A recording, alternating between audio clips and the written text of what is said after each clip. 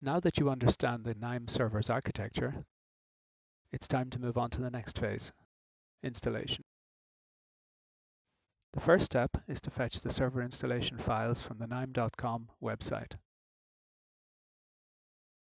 Note, you will also need to download the KNIME Analytics platform to be able to run workflows on the server.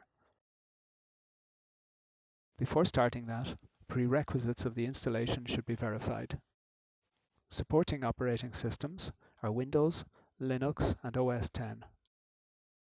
We strongly recommend a 64-bit operating system with at least 8 GB RAM and 4 CPU cores.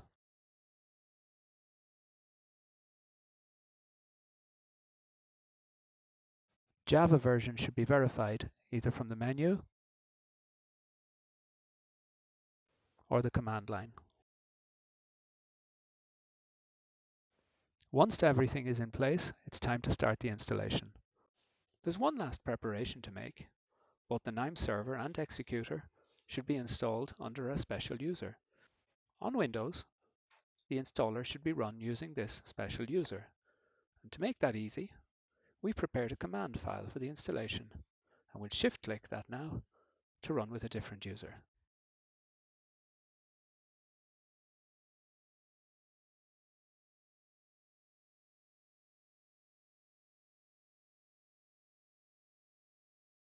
There it goes. The GUI installation just started.